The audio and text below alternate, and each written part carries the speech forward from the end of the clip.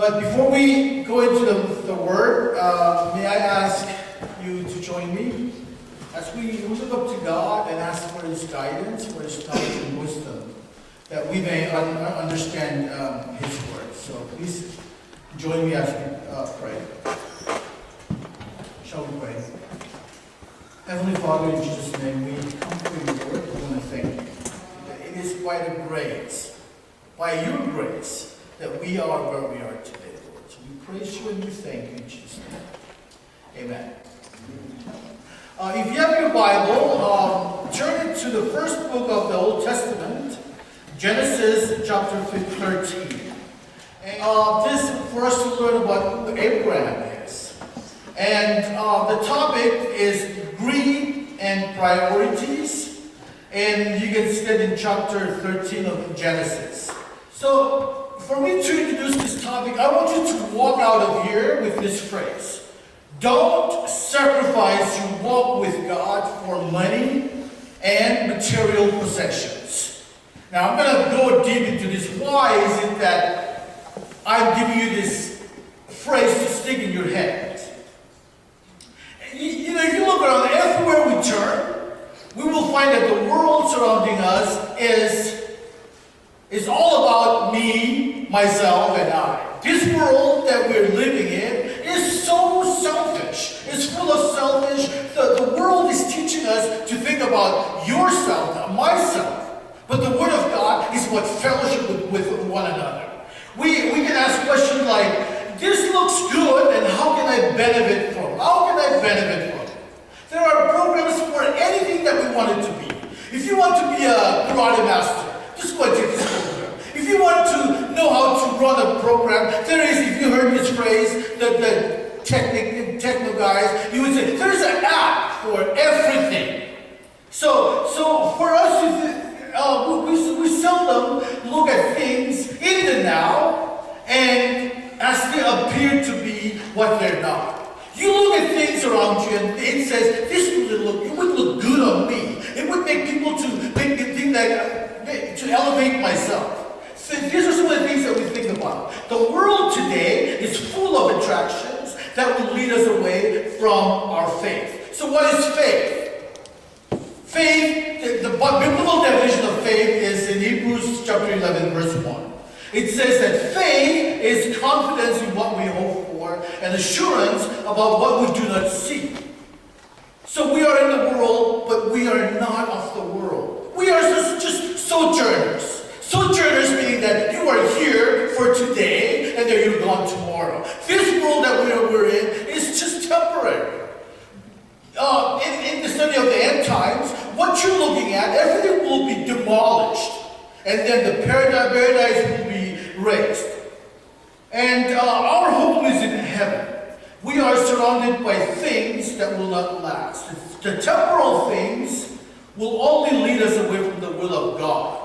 And to know the will of God is to know and understand the absolute truth. The absolute truth can only be found in this. There are many truths out there. People will come to you with their own opinion of things. But the absolute truth comes from God, and it is in the Scripture.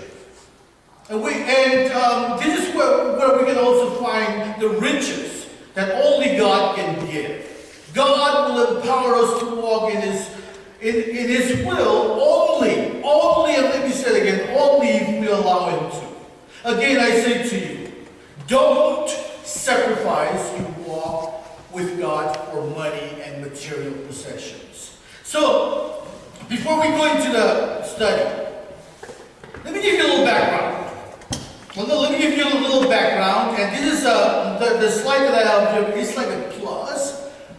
See, if you study the Bible, especially the Old Testament, numbers, when you talk about numbers, is very important. Number 7 is the completion. Number 10 is we know that God authorized this. So if you look at the story of creation, it is good to start with the story of creation to the flood. The timeline shows that there are 10 generations from Adam all the way to Noah.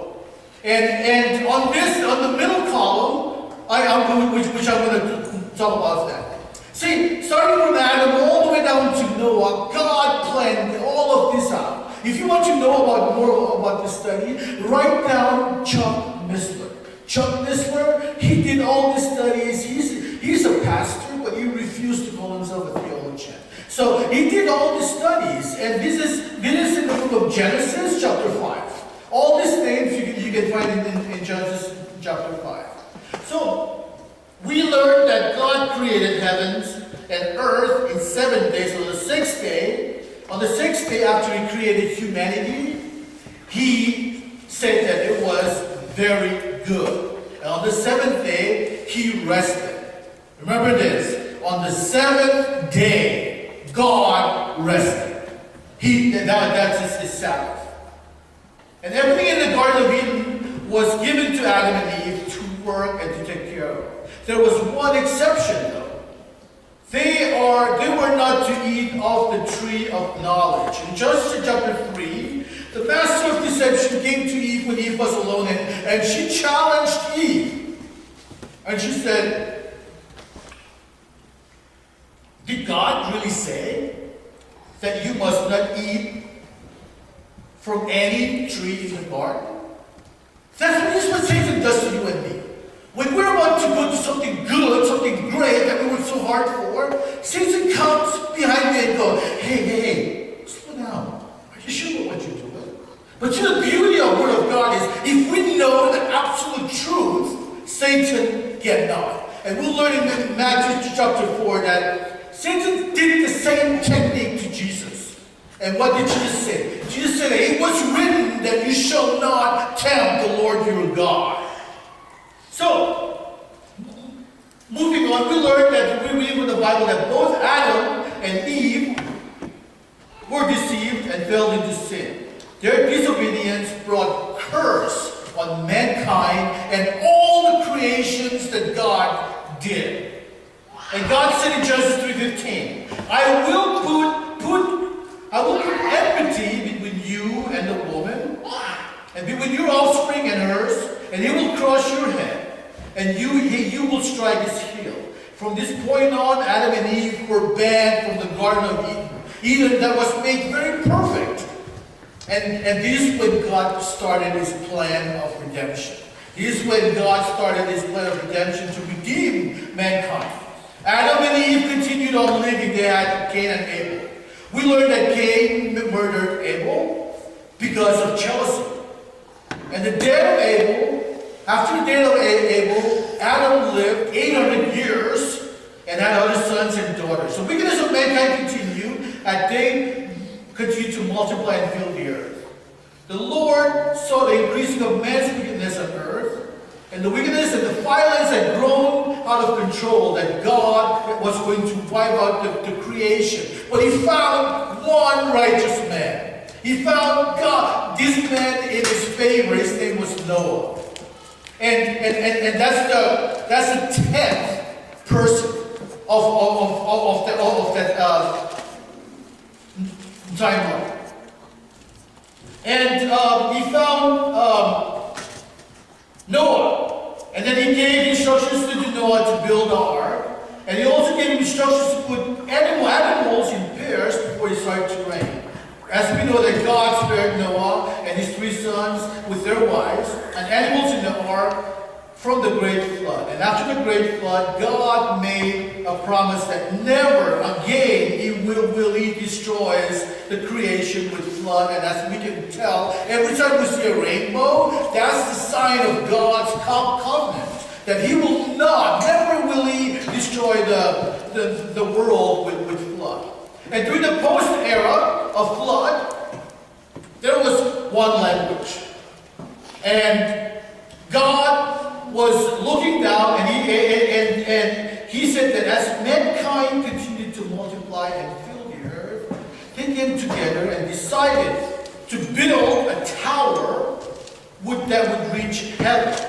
God saw what they were doing, and he said, if there is one time that mankind came together and agreed on one thing, and they started building this tower that would go to God, and God says, I do not like this. So he said, let us, God the Father, the Son, and the goes. Let us come down and divide them and give them different languages.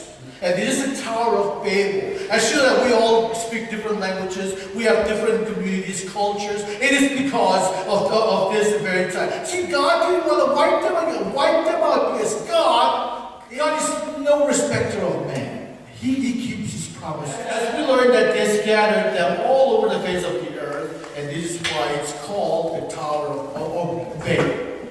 And then Abraham, as the 10th generation of Shem, Noah has 3 sons, Japheth, Hanan, and Shem. So Abraham came from the line of Shem. There had been 10 other generations up to Abraham. And see, that's the second 10 of the generation. See, when you study the Bible, you would be like, oh my goodness, only God can write something like this. When I was really amazed when I saw this. So we learned that Abraham is the 10th generation, and he's one of the Noah's 3 sons. Abraham was married to, at this time he was called Abram, was married to Sarai. And when God called him to go to Canaan, there was a great famine in Egypt, and God moved Sarai and his nephew Lot to Canaan. God made a promise to Abraham that he will make him a great nation. And make a note of this, God will bless those who bless him and curse whoever curses him. And Abraham, as we know that his grandson is Jacob. And Jacob, before God started to use him, God changed his name to Israel. And Israel is a nation that God elected to be the nation to deliver mankind. And this leads us to chapter 13. So basically, in the last 5 minutes, I just summed up chapter 1 to chapter 12 of Genesis. And it is very interesting. I encourage each and every one of you, if you have time, spend the time and study the Word of God, because it will put life in you. The Word of God itself is alive. And if you want to live, you study the Word of God. And that's the beauty of the Word of God. In Genesis chapter 13, I broke it up into four points. The first point is the call. The second point is the split between Lot and Abraham. And the third point is the decision that they had to make. And the fourth point is the renewed promise that God gave to Abraham. You have the first point up there. Abraham returns out of Egypt. And this is verses 1 to 4. And if you have your Bible, please follow me as I read. Verse 1 to 4 reads, So Abraham went to Egypt, to the Negev, with his wife and everything there. Lot went with him. Abraham had become very wealthy in the stock, with livestock and in silver and gold. Verse 3, from Negev he went from the place until he came to Bethel, and to the place between Bethel and Ai, where his tent had been, where he had built the altar, and Abraham called on the name of the Lord. See, if you think about our lives today, Abraham was called he came from a very bad area. He came from an idol worship type of people. And God called him out of there. And see, Abraham was actually a person. He was very rich. But for him to leave what he had and listen to God's calling, he went. He didn't just go by himself, but he took his wife. At this time, his wife Sarai was barren. And see, being rich comes with stresses. And there is fear of keeping them, temptation in using them, and the guilt and sorrow in using them, and even to give the decision made without God's counsel can lead to hardship. This is where I kind of want to lead you with this. According to Mark chapter 10, verses 23 to 25, Jesus uses a parable of a camel to go through an eye of a needle. But a rich man, it is hard for a rich man to enter the kingdom of heaven. Now, I want to say that there's nothing wrong with being rich. See, this parable, this eye of a needle, is not a needle for sewing. We're talking about the gate of Jerusalem. There's a big door where king and everyone will go through. And after hours, there's a small door that is for businessmen only. And this is for them to protect people inside. So when the businessmen come through, they have to unload what's on the camel to go through this little small door. And that's what the eye of the needle is. See, when riches takes over our emotions, then we cannot love God. But there isn't anything wrong with being rich, because this is an example of one man that God made to become very rich. And it's only because of his sacrificial acts, his obedience. So with riches, it's on the outside, but when we come into the presence of God, we have to remove. It's not the riches that will allow you to preach the word of God. It is not the riches that will allow you to deliver a message. It's not the riches that will help you to do ministry. But it is the will of God, God's calling. God has to call you. He can make a good man to be rich, as we learn that God made Abraham so rich without experiencing any sorrows. Because see, if none of us would want the bill of Donald Trump. What he's going through every day, we know that Donald Trump is one of the richest men ever lived. We don't want any of it, because there's sorrows that comes with riches. But the riches that comes from God is without sorrow. Abraham learned this from his mistake when he went down to Egypt. We learned that he went down to Egypt and he made a big mistake. First, he lied. He lied about that his wife was not his wife but his sister. That's a half lie or half truth, because his wife, they're also related. But see, the law, the 10 Commandments, was written hundreds of years after this story. So Abraham learned from his mistake to wait upon God. So that's one thing that we too also have to do. We have to learn to wait upon God. He came out of Egypt as a mature man with riches that only God can bless him with. And that leads us to point number 2, the strife between the herdsmen.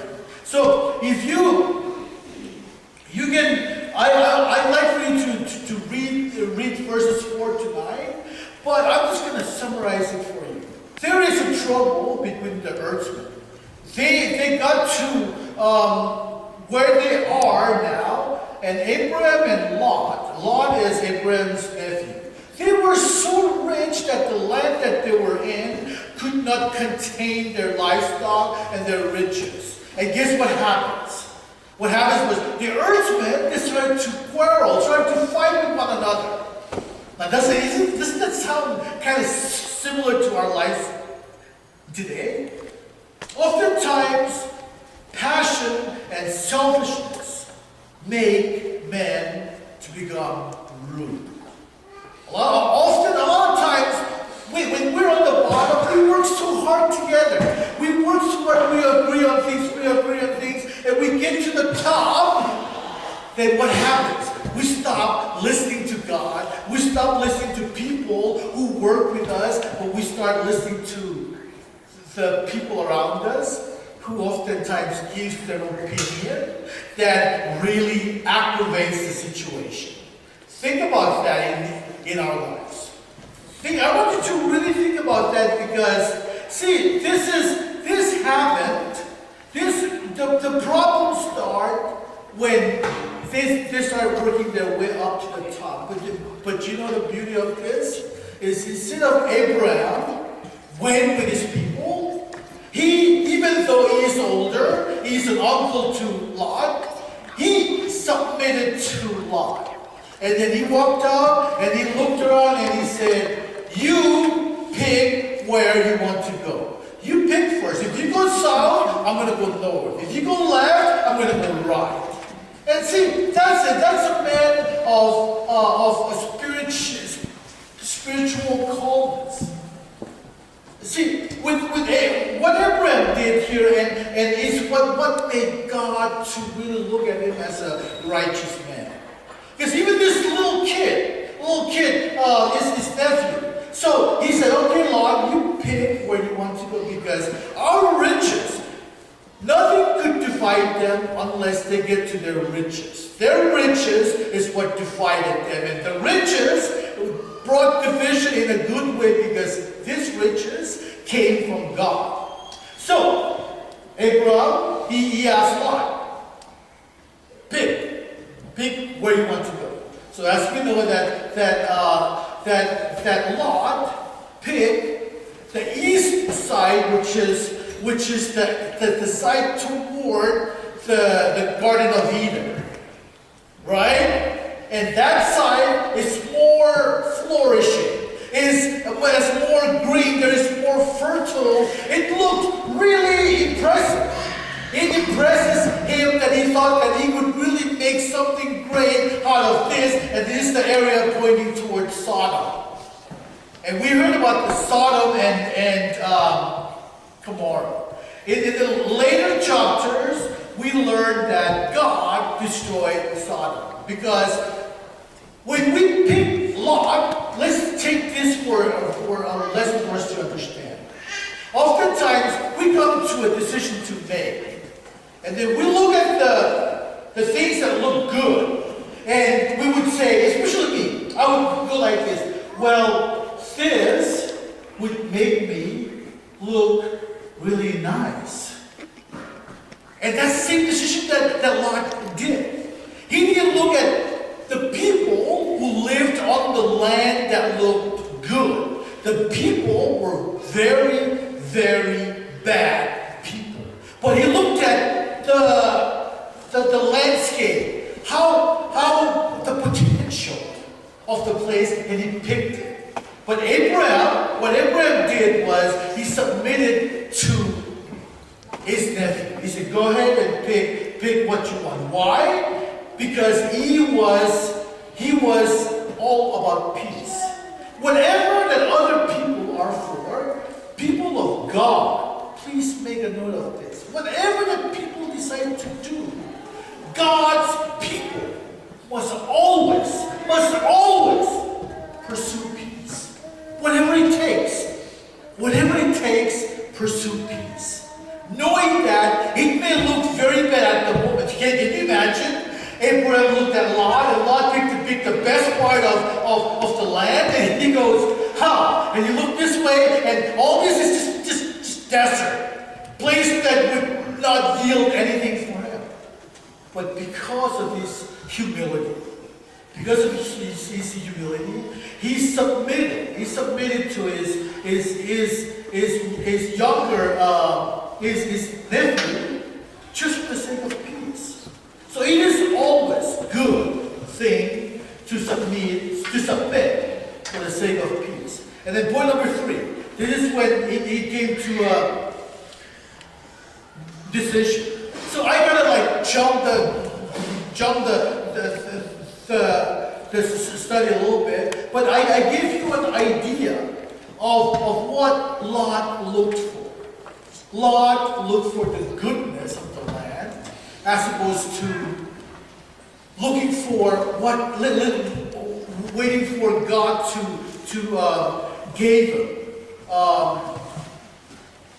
the direction as to where to go. So Lot chose Sodom, and which we know that later on God destroyed.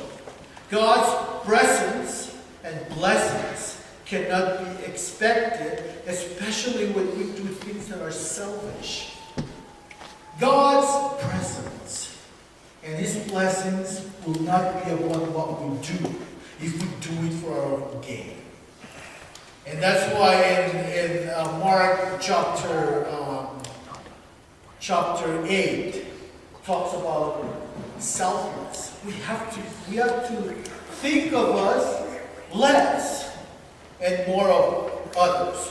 So keep that in mind, that whatever decisions that you make in life, it will be very, very who of you not to make selfish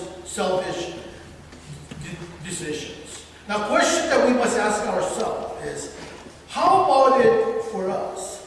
How many times do we make decisions without God's counsel? How many times did we plan to buy something? How many times did we go somewhere? How many times did we do anything without the counseling of God? How many times do we do that? See, if you look at the world, human sexuality is used to sell. You turn on the TV, there is a half-naked person. You listen to the radio show, they talk about things that are not good for our hearts. Everywhere you turn, the world is trying to sell you something using sexuality. So what we have to do is we have to know how to look to God. You go out, you try out. Billboards are raised along major freeways with the negativeness of the world to captivate our minds. And how many times have we contemplated on purchasing an item with reasoning to look at how will this make me look? How will this elevate my status? How will this benefit me? How many times? So many times I've done that. And I continue to make those wrong decisions. That's why I felt that this message is really for me, because when I study it, I retain 75% of it. And I wanted to, the conviction comes to me first. And I want to share with you. See, all these decisions that we make about ourselves, these are all selfish reasons. And I bet you that those moments that we make decisions, we never look to God for counsel. And because of that, we face hardship and consequences because of wrong motives. God has plans. God has plans for us. God has plans for each one of us. God's plan is to prosper us, and thus will bring many blessings. Jeremiah 29:11. For I know the plans of God. For I know that the plans of God I have for you, declares the Lord. Plans to prosper you, not to harm you. Plans to give you hope and a future. So why not? If we know that God has plans to prosper us, why not? Why can't we look to God all the time? Then the fourth and final point. The promise. God renewed His promise to Abram, who removed to Hebron. Abram waited on God. God yielded him much more. And after Lot departed, God saw Abram's heart and his willingness to make peace. The divine grace came to those with the spirit of calm. Abram showed it by giving the way of what appeared to be invaluable for the sake of making peace. In the end, he built an altar and give God praises for all the blessings. See, altar is used for worshiping God. Worshiping at the altar required sacrificial offering. Altar is now in our hearts. So when we come to worship God, what type of offering do we bring to God? I want to challenge you with that. I want to challenge you with this. It'll get very comfortable. God blessed us with time, with wealth, and talent. And as our sacrificial offering, do we give back God a token of our appreciation for what He has blessed us with? Or are we keeping everything to ourselves, thinking that this was initially ours to begin with? This is the thought that I used to think. I used to think that everything I make, everything that I do, whatever I own, whatever this and that belongs to me. But that was wrong thinking. That was wrong thinking. I never thought that this, to begin with, came from God. From the time that I wake up in the morning. Do you know that when you fall asleep, nobody knows that what controls your heart to keep thump, thump, thump? Nobody knows. There is no studies that can tell what keeps this heart beat to beat. And when it stops, nothing can restart it. That's one thing that God gave you and me. The time. How much of the time in a day, 24 hours a day, do we give back to God? Just start with that. I spend so much time on Facebook. I spend so much time on SMS messaging. I spend so much time watching TV. I spend so much time this and that. But how much of it? How much of my time do I give God? I want to challenge you with this, because this has a huge impact in my life. My wealth. When you look at me, I don't have any wealth. But the penny that I have in the bank, how much of that penny belongs to God? How we know is, it used to be checking account. People they do the register. But now, it's all about ATM. You go and print out your statement. What do you use your ATM for? How much of it is going to God? Think about that. We get to worship here in this nice worship hall. It is a blessing. It didn't just drop from heaven and then boom, here we are worshiping. This is from God. So how much of it do we give back? You know, like in the olden days, they bring in the tenth. They bring in 1/10 of everything that they own. The fruits, their livestock, and all of this. But now, we don't do it anymore. Now we live on paycheck. How much of what we have are we giving back to serve God? Think about that.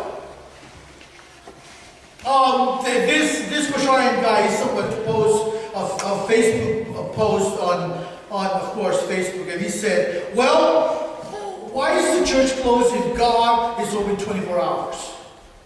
I'm like, you know what? That's it. That's one of the most arrogant statements that anybody can make.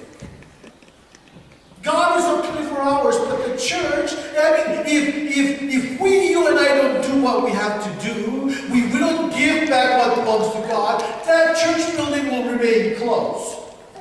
And the door, when people want to come and worship, we can't worship because there's no money in the church. Because we went and spent all of our money at Swap Meet, at Walmart, at Costco, at all the stores. And we don't bring it to serve God because many people are lost. And I'm telling you that the reason why I gave you those 10, if you study the Bible, the next thing that's going to happen is a rapture. And if you and I rapture, those who are going to stay behind them will face the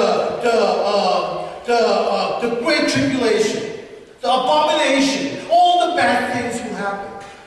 So let's start thinking about this now.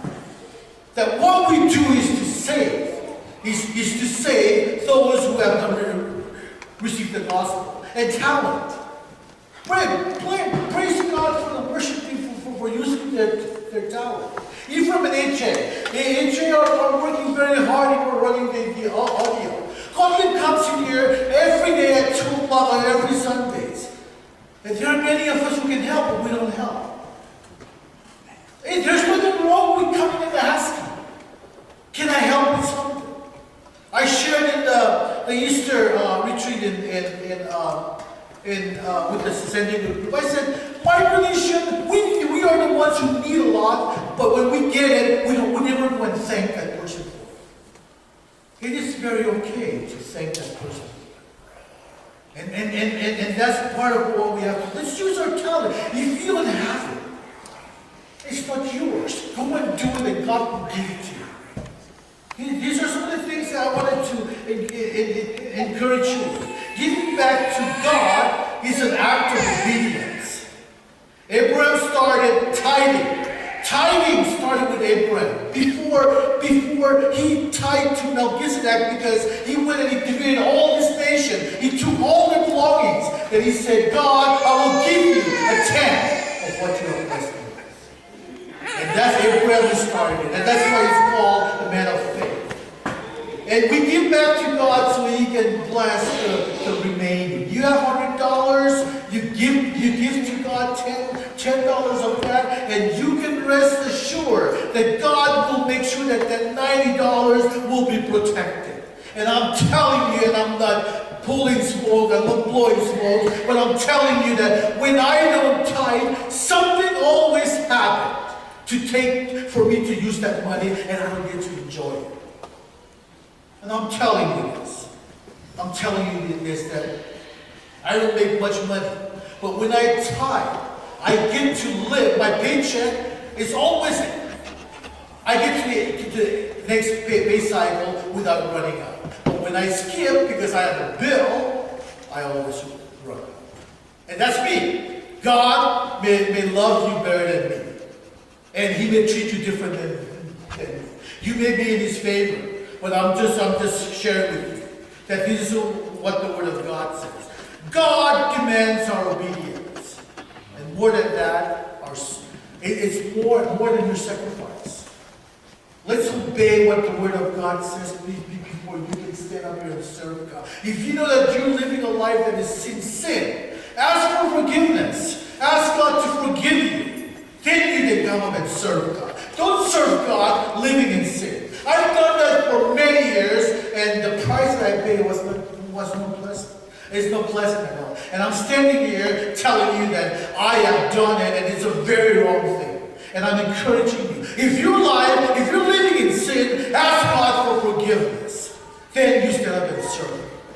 And knowing that, we know that God, I shared sometime last year, that the priests, two sons of Aaron, they were killed by fire because they didn't give the right sacrificial offering. God may not kill you by fire, but He will curse you. He will curse you until you ask for forgiveness. And that's what I want to encourage you with. In closing, I know you may not like my tone of voice, but read the Bible. That's exactly how the Bible is written. The Bible was not written to be wishy-washy, not to write. The Bible was not written to make you feel good. See, we are beginner, and from the beginning we were sinners. We already are bad. We did not have this opportunity to serve God. We were Gentile. We are Gentiles. We're pagan people. We're no Jews. But since Christ, last Sunday, Christ came, He died and was resurrected. That curtain was torn, that you and I can enter. So let's keep God's holiness as we serve. In conclusion, what do we have to do? What is it that you and I have to do about this message? First, we have to increase our faith, like Abraham did. God called him out of his idol-worshiping community into His presence. He was not perfect by all measures, but his obedience to God made him very rich. Not only materialism, but faith in God. God blessed him. Through him came the nation of Israel. As we know that the grandson Jacob's name was changed to Israel. God chose that nation. And that nation is what the Old Testament is talking about, is written about. Our faithfulness and obedience to God can also bring blessings to our neighbors and even to our posterity. Posterity is our children, our children's children, and children's children. This is our posterity. And let's not be selfish about the now, because the now will be gone. But the Word of God remains. So why are we investing so much of our time into the now of the worldly stuff, when the Word of God has been there 2,000 years ago and it still lives today? Prophets, they came and gone. They wish that they were you and I today to experience what they prophesied, that they didn't know what they prophesied. They only prophesied it, but you and I get to experience what they prophesied by the grace of God. So I want to encourage you. As again I say to you, don't sacrifice your walk with God for money and material possessions. So brothers and sisters in the Lord, I want to encourage you. This message, if it's not for you, may God bless you. If it's for you, do something about it. And I know it's for me. I know it is for me. That I need to adjust the way I do things, not to please you, but to please God more than. Because someday I'm not going to stand and be accountable for each one of you. But I will be standing accountable for myself in front of the Lord himself. So, I want to leave you with this. That don't sacrifice your walk with God for money and for material possessions.